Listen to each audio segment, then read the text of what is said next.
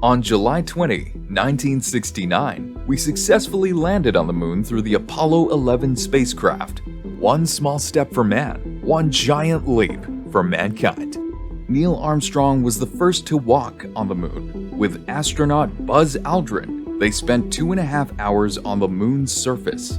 After years of preparing all the necessities, astronauts' equipment weighed down to 80 kilograms, or 176 pounds. Now, what would happen if you found yourself on the moon's surface without all this equipment, with nothing to protect you from the atmosphere there? Could you last 30 seconds? And how many people exactly have walked on the moon? Stay tuned till the end of the video to find out the right answers. One might think it would be nice to enjoy the moon's scenery, but this place has no atmosphere. On the moon, there is no air to breathe. The Earth is 10 trillion times denser, and the moon is just comparable to the uppermost layer of the Earth's atmosphere. 15 seconds. Unfortunately, since the moon's gas content is like a vacuum, you will not survive more than 15 seconds. The deficiency of oxygen in your tissues will make you pass out, but not before your body uses all its remaining oxygen to sustain brain function. But there are more concerns other than lack of air. Take the blobfish, for example, called to be the saddest creature on Earth. A drop in pressure is what makes it look so sad. Its natural habitat is in great depths, where it looks like a normal fish. But when caught, it inflates from the large change in pressure. On the moon, you'll suffer the same fate as a blobfish. Because of the lack of atmosphere, the pressure is extremely low. On the Earth, a column of air about 15 to 20 tons presses on the entire body of an adult human. We don't notice this because the air pillars are constant and come evenly from all directions. Your internal pressure plays a role too, as it is the same as Earth's atmospheric pressure. However, due to the low pressure on the moon, the nitrogen in your blood and tissues will turn into bubbles. Your body, starting with your limbs, will swell like a balloon. But don't worry, you won't pop, thanks to our skin's elasticity. On the moon, it is better not to hold your breath. It is comparable to the feeling of when divers rise to the surface too quickly. Low pressure could make your lungs burst, so it's better to exhale. On top of this, all water, regardless of temperature, will boil. Thankfully, the water in your body will remain the same, but the liquid on your skin, like in your pores and eyes, will evaporate. You can even feel your saliva boil on your tongue. Temperature on the moon can be drastic. During the day, it can heat up to 127 Celsius or 260 degrees Fahrenheit. At night, it drops to minus 173 Celsius or minus 279 degrees Fahrenheit. Also, a day on the moon is equivalent to 29 days on Earth, where it experiences 14.5 days in light and 14.5 days in darkness. Like Apollo 11, it's ideal to visit the moon at dawn, when the temperature is not too cold or harsh, as it hasn't warmed up. On the moon at night, you won't freeze to death because of two reasons: radiation and conduction. Thermal radiation is the only type of heat transfer in the vacuum of space. You'll lose heat very slowly, but since you're standing on the moon, conduction also occurs. The moon is not a very good conductor, so you won't turn into ice until after 30 seconds.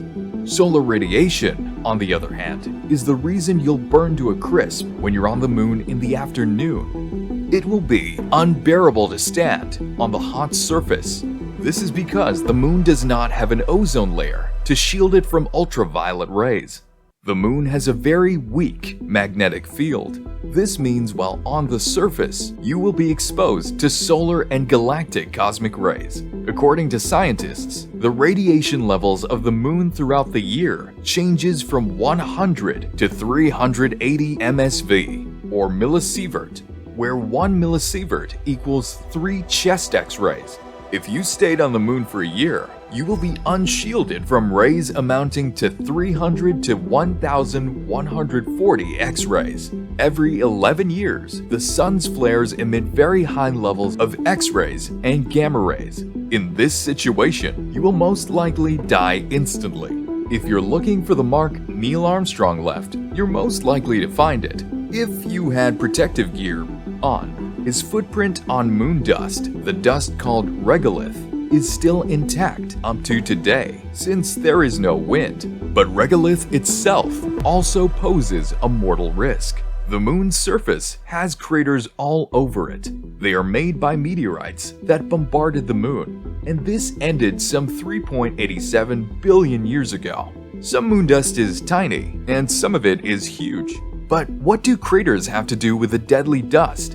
Back in 2014, Spanish astronomers reported a collision of a 400 kilogram or 882 pound meteorite on the moon.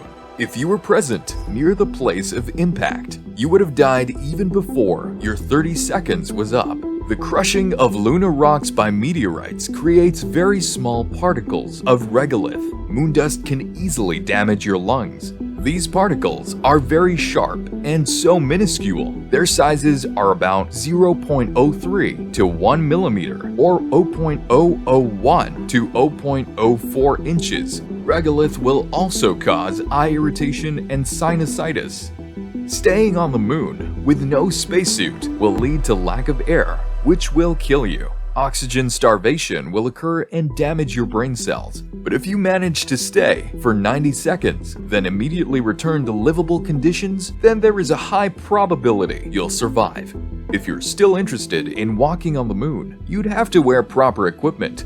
NASA released a new spacesuit that weighs about 91 kilograms to 200 pounds, which will help counteract the light gravity of the moon. The astronauts will no longer need to jump on the surface, but will literally walk on it. The moon's gravity is about 6 times weaker than that of Earth. This spacesuit was also designed to protect against radiation and regolith. Also, astronauts can be mobile on the moon for up to 8 hours. The Americans hope to fly out with this equipment by 2024 and build the first base on the moon by 2028, along with NASA's new program, the Artemis program.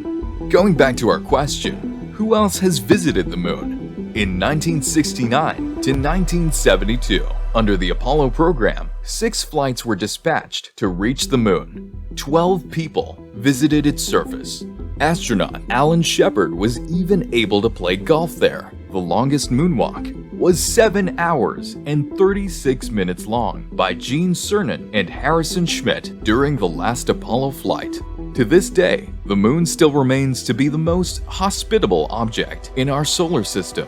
After learning all this, would you still like to spend 30 seconds on the moon? If you enjoyed the video, leave a like and subscribe. Also turn on the notification bell to be alerted to new videos right away.